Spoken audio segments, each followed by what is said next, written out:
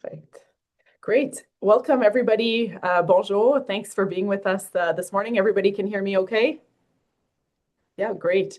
So welcome to Doing Business in Timmins, the Housing CIP Roundtable, hosted in partnership with the Timmins Construction Association. My name is Melanie Dufresne, 2025-2026 Timmins Chamber President. And joining me today is Ashley Richards-Gagnon, Timmins Construction Association President. As we begin today, please join me in taking a moment to reflect and recognize that we find ourselves gathered today on the traditional lands of the Matagami First Nation in the Treaty 9 region. This acknowledgement is part of a larger process that we are undertaking as individuals and as an organization towards reconciliation between Indigenous and non-Indigenous peoples in our day-to-day lives. The NOVA Awards Agnico Eagle Indigenous Partnership Award recognizes a business, organization, or partnership that demonstrates a genuine commitment to collaboration, respect, and positive outcomes with Indigenous communities. If you know a business or partnership that is leading by example and helping build stronger, more inclusive relationships, we encourage you to submit a nomination by January 30th, which is our deadline.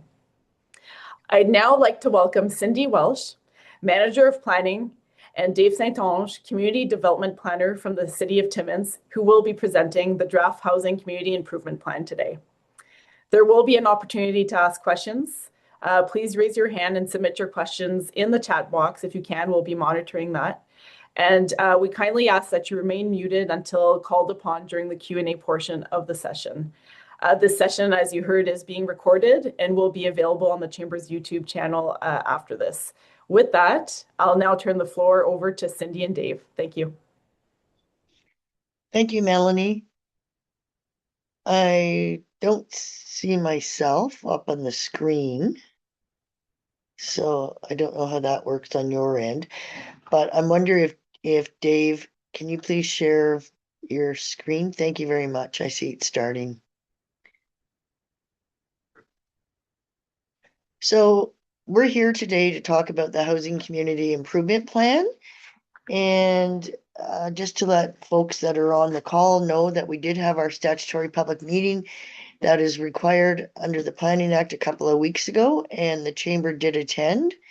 And there was some conversations had at that time with regards to maybe doing a presentation directly to the Chamber membership. So here we are today to just give a high-level overview of what is being proposed for the Housing Community Improvement Plan. This is still in draft, so nothing has been approved by council yet. So there's still an opportunity for Chamber members to provide comments back to the city with regards to this document. So Dave, if you can move to the next slide, please. So I'm just going to talk a little bit about what the purpose and objectives of the Housing Community Improvement Plan are. So there are two main objectives, and the first one is to accelerate the construction of new housing units within the City of Timmins. And the second main purpose is to increase the overall supply of housing options.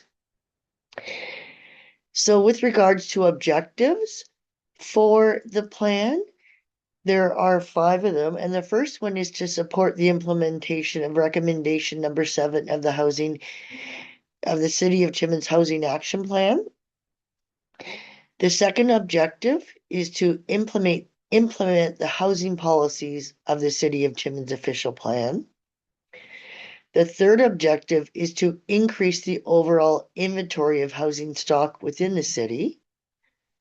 The fourth objective is to develop an appropriate mix of housing with regards to type and tenure.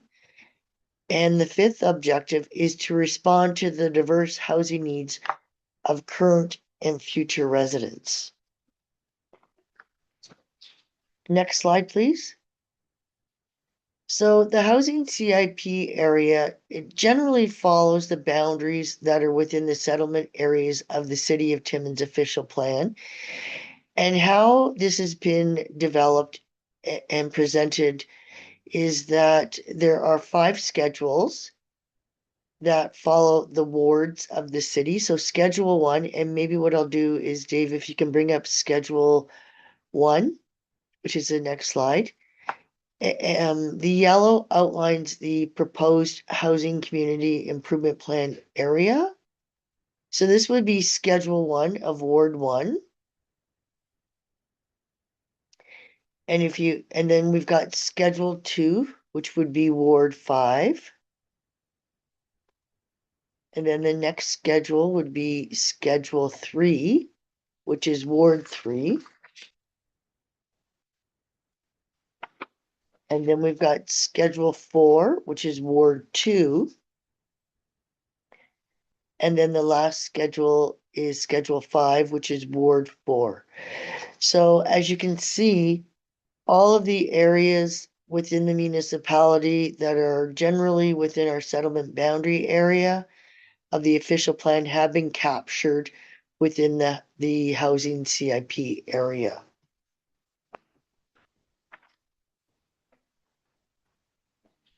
So next slide. So what is being proposed in terms of financial incentive programs? There are 3 financial incentive programs which would advance the housing objectives of the city that are being proposed. And the first one is the Per Door Grant Program, which I'll talk a little bit more about the financial incentive programs as the presentation moves forward. Then we also have the Tax Increment Rebate Program, and we affectionately call this one the TIR program. And then we have the Municipal Fee Rebate Program. And what I wanted to just mention here is that the Municipal Fee Rebate Program can be combined with the Per Door Grant Program and the Tax Increment Rebate Program. But the Per Door Grant Program and the Tax Increment Rebate Program cannot be combined with those 2 programs. So next slide, please. So just under general program availability, so we're looking at rental housing units, ownership housing units, and then purpose-built rental buildings. So those would be, basically your apartment buildings. And then we're also looking at making sure that where a development consists of a use mix format, only the residential component of the development shall be eligible. So if there was a development to come forward that would propose commercial development on the main floor and then residential on the upper floors, only the residential component would be considered for the housing CIP. And we do have a lot of these types of uses within our downtown area. So this CIP is only looking at the housing component.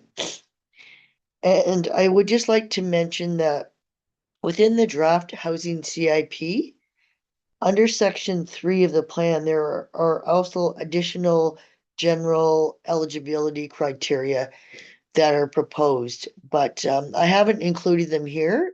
But if you wanted to look at section 3 of the draft, they do outline other general program availability. So next slide, please.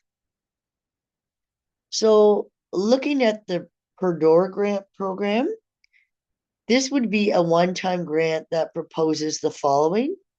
So the first item would be a minimum of 2 new housing units to a maximum of 4 new dwellings on the same property, or a minimum of 2 new dwelling units to a maximum of 4 new dwelling units on individual properties. So this would be 1 new dwelling unit per property. And the financial incentive program value that has been added, and this would be per unit, would be $7,500 for rental housing units, also $7,500 for ownership housing units, and then for purpose-built rental buildings, it would be $7,500 with a maximum amount being capped at $30,000.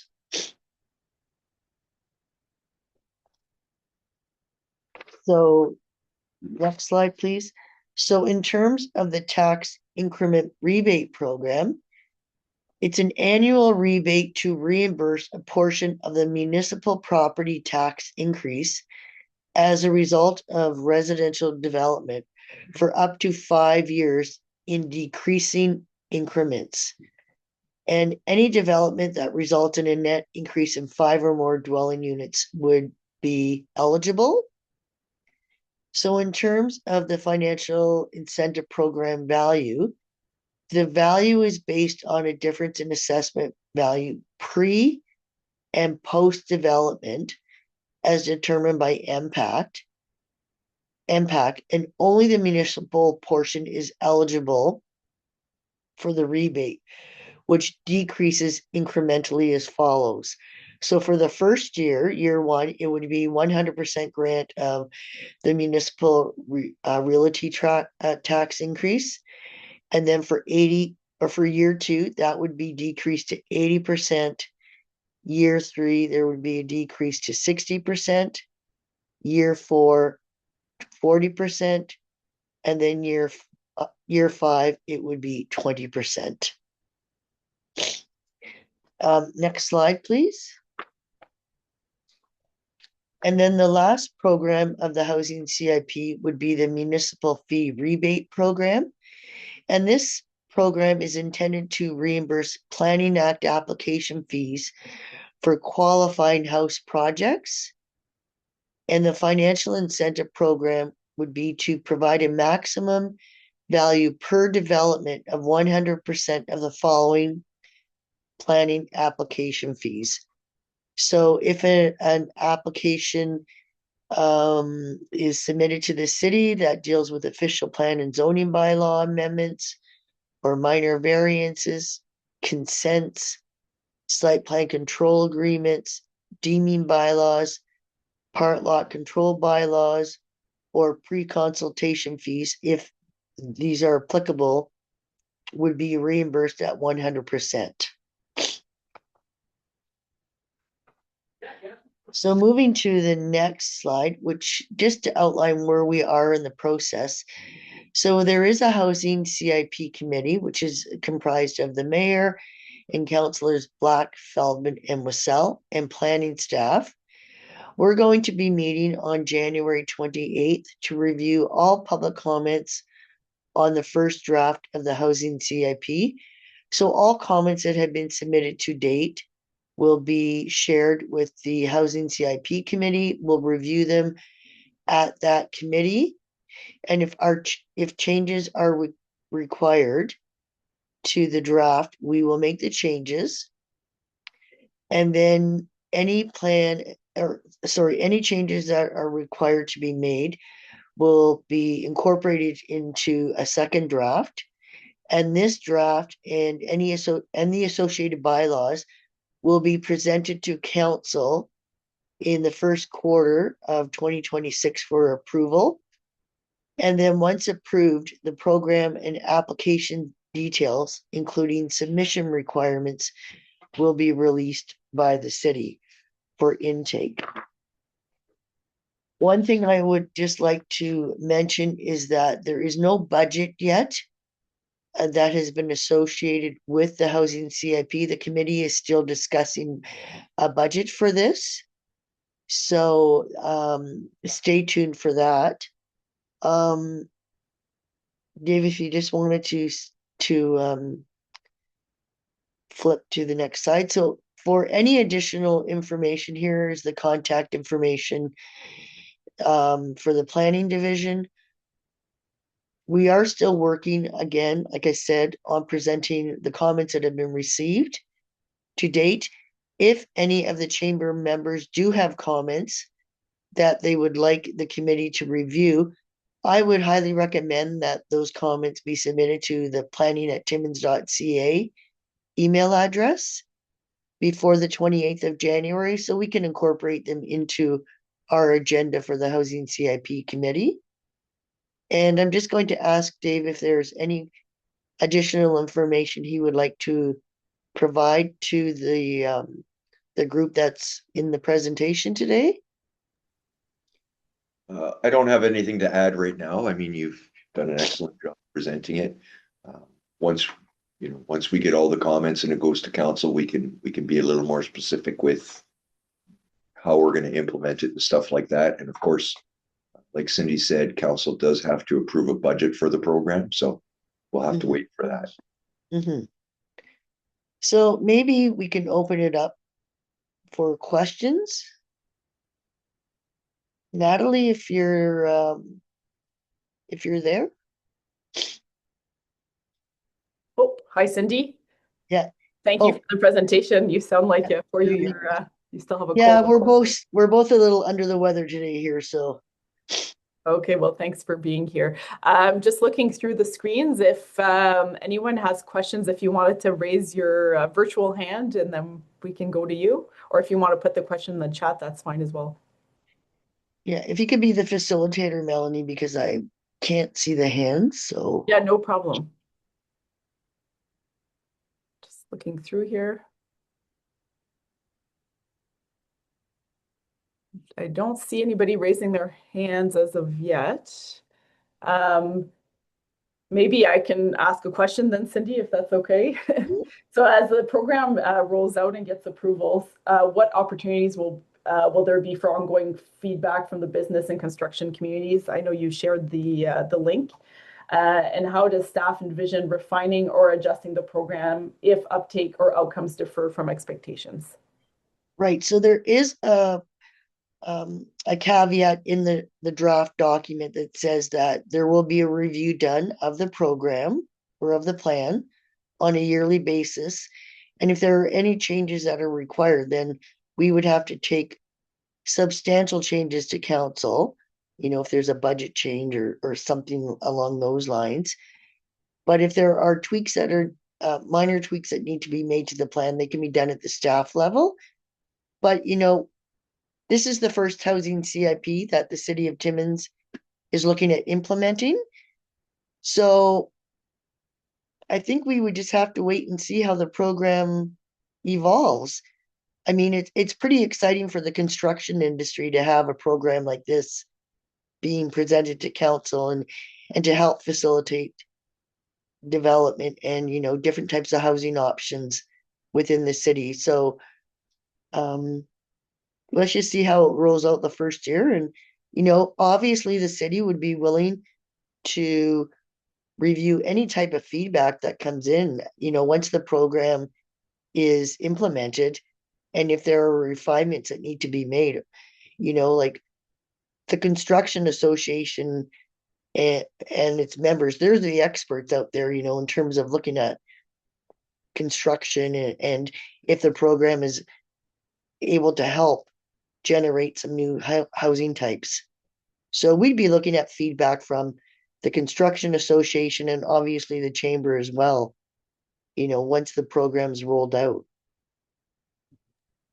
Great, thank you. Thank you for that, Cindy. I see that Ashley, who is my colleague here with the Construction Association, has a question, so go ahead. Perfect. Good morning, everybody. So Cindy, how does the city see the CIP interacting with other approvals and requirements, such as zoning amendments, site plan control, or minor variances? From a builder's perspective, are the opportunities to align these processes so the incentive does not add another layer of complexity? So I do know, like from our members, a lot of them, the biggest complaint would be the red tape dealing with the city in order to do these kind of changes. So what's your perspective on that? So any development needs to meet the requirements of the City of Timmins official plan, zoning bylaw. If site plan control is required, then those approvals are required prior to any development taking place. And once those approvals have been, been given, then development can move forward. And at that time, an application could come in for a project that, if it meets the housing CIP, then the fees would be reimbursed.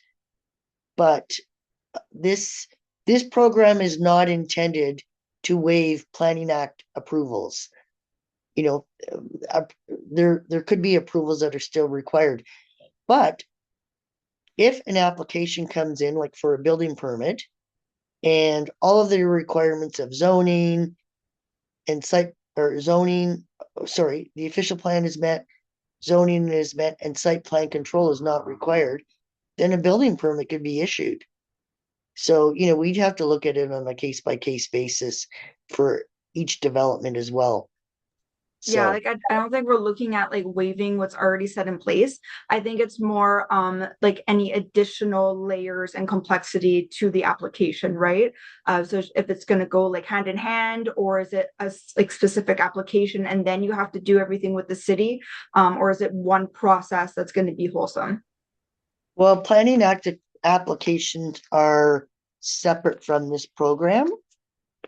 So if a developer would require an approval under the Planning Act, and yet that development could be a development that could meet the requirement for the Housing CIP, I would suggest that developer, as soon as they have their approvals with regards to Planning Act applications, work on getting the application in for the Housing CIP as quickly as possible. Okay, so step I mean, one would that's be the to get all the only, approvals, and then step two would be to apply for the CIP. yeah. Okay. Mhm. Great. I see that we have a question in the chat. I don't know if Cindy, I can read it out or if you've seen it. Beth Jones, thank you for your question. I am attending on behalf of First Baptist Church. We are concerned, like everyone else, with the shortage of housing, particularly for those who are in financially vulnerable places. We have hosted a food bank for many years and would like to help with the housing situation in some way, but as a nonprofit, we aren't sure how best to get involved. If there is a way for nonprofits to contribute, we'd love to hear suggestions. I can't really comment on nonprofit organizations. You know, we'd have to look at it on a case by case basis. If the church is willing to develop housing through the Housing CIP program, that's something that we could look at here within the planning division. I mean, that's, you know, our email address is there. So I would suggest maybe reaching out to planning and we can have a conversation afterwards. That's good, Cindy. We'll put the email maybe, and MJ can put it in the chat for everybody to have. Yeah. And the Yeah, presentation. we'd like to hear what what the church is thinking, right? So, Ashley, go ahead. Perfect. So this kind of goes hand in hand. So just speaking of that, can you speak to the anticipated timelines once an application is submitted from review and approval through to the construction and inspections? How is the city thinking about coordinating across departments to avoid delays where possible? so do you mean from the time of building permit? Yeah, so we're just thinking like once we go through the process of all the applications, like you said, through the city, zoning, bylaw, all of that stuff, and then our application to the CIP goes in, how long can we anticipate everything just kind of happening and coming to fruition? Just because we do know that we're in a shortage of time, not only a shortage of housing, right? So if we can get an idea of what we're looking at, is it like a 2-year process? Is it a 5-year? Is it 6-month? What's your take on that?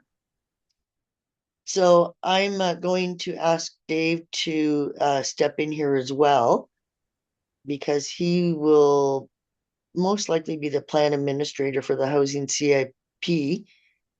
So in terms of getting an application in and getting the Housing CIP application approved, Dave, as long as the application meets all the requirements that are going to be included in the application, I mean, once that's done, the building permit can be applied for, if I'm correct on that? Yeah, I mean, the building permit can be applied for. What'll end up happening is once all the approvals are in place, specifically if there's a zoning bylaw amendment or variance or whatnot. It'll be fairly quick, provided that the taxes are paid on the property and any other minor things are taken care of, right?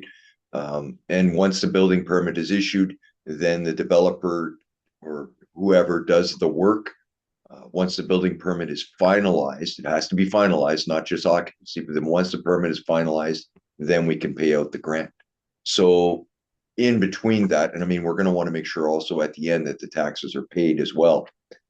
So in between that, the timeline will be based on however long it takes for the developer to develop, whether it's the multi-unit property or multiple residential units in the development. I mean, one thing we do have to look at, a developer will have to have multiple building permits on multiple lots to be eligible for the new housing portion under the per door grant.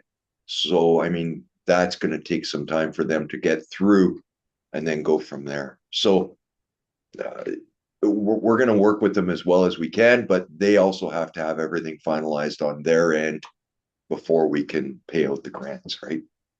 Mm-hmm. Thank you.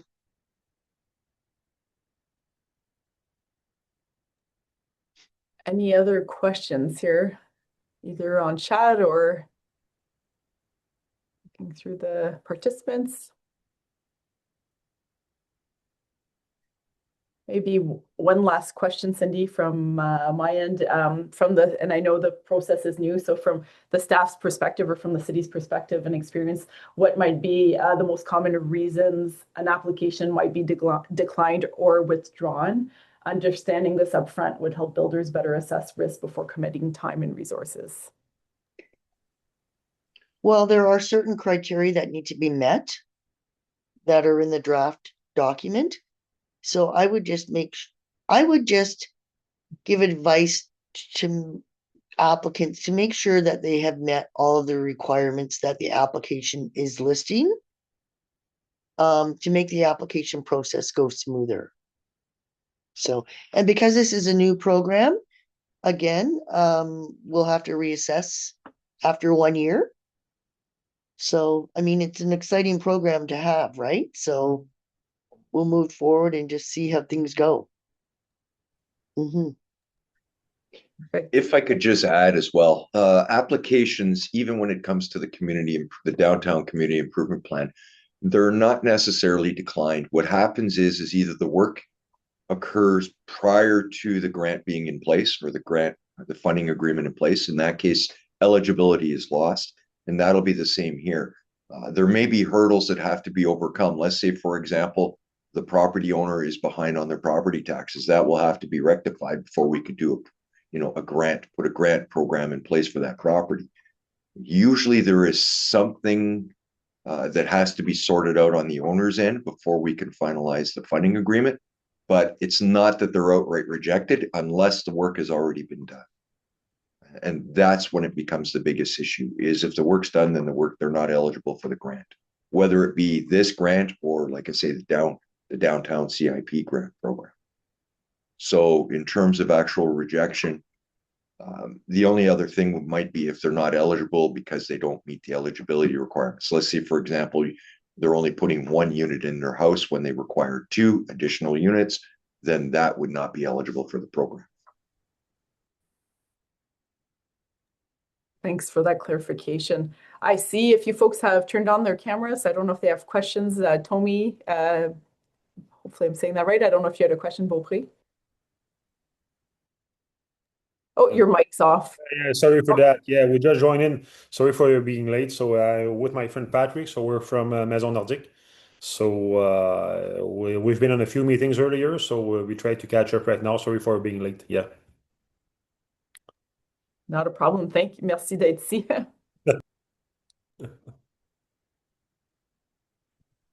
I see Jamie Clark has his real hand up. Good morning, everyone. Thank you, Melanie and Ashley and Cindy and Dave. Cindy, a quick question on this. This is a great opportunity for Timmins. It's nice that you went into this. Just such good opportunities coming up with everything we have on the go. Now, the issue that one of the issues we're gonna have is, as we all know, we don't have enough. We want as many builders as possible from Timmins doing all this. However, we just really don't have enough builders in the area. Is this something that the city has thought about advertising elsewhere to possibly bring in some larger builders to put up some of these homes in a rapid amount of time?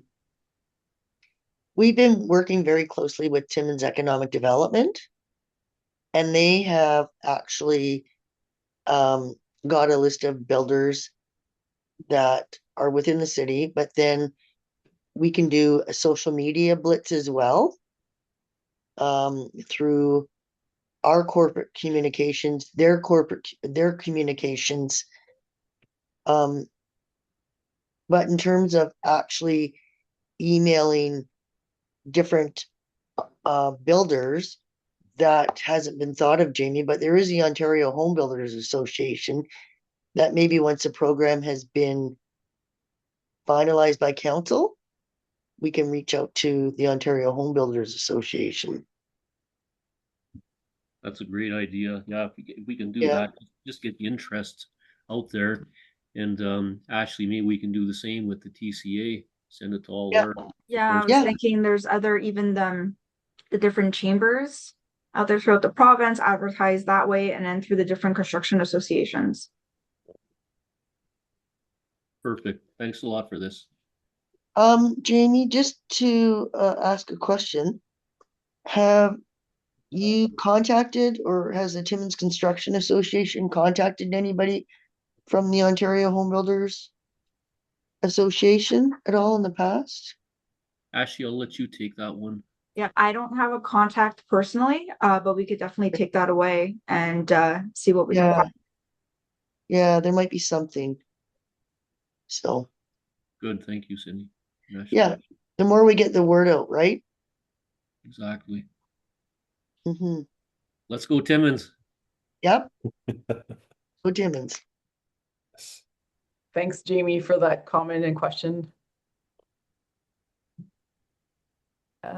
Looking through any other questions. We still have some time, so making sure we're getting good use of our time together. Non, pas d'autres questions. Ça va, okay. Great. Mel, Ça va, did you Jamie? Oui. want me to take it away from here? I think so. I don't see any other questions in the chat or any other questions online. So yeah, I will. Ashley's going to do closing comments. Thank you, Cindy and Dave, for being here with us. You're welcome. All right, well, I'll repeat that again. So thank you, Cindy and Dave and the city for taking the time to join us today and walk through the draft housing community improvement plan. We appreciate the openness of the discussion and the opportunity to ask practical, on-the-ground questions from a business and construction perspective. On behalf of the Timmins Construction Association, I want to emphasize that our members are committed to building housing in this community and understand that tools like a housing CIP are intended to support, not replace, private investment. What matters most to builders is clarity, predictability, and efficient delivery. Conversations like today's are helpful in better understanding how the program is intended to work in practice and where there may be opportunities to improve alignment with real-world construction timelines and conditions. We also appreciate the city's willingness to listen and engage early. Continued dialogue between the city, the construction industry, and business community will be important as this program moves from policy to implementation. Before we wrap up, we'll be sharing a very short poll to get a quick sense of how useful today's session was and whether there's interest in continued engagement. It should only take a minute and help us guide through our follow-up work. For those who would like to revisit today's discussion, the recording will be available on the Chamber's YouTube channel and will also be shared directly with all participants. Thank you everyone for joining us today. If there are any city topics you would like to learn more about, please reach out to the Chamber. Have a great day, everybody.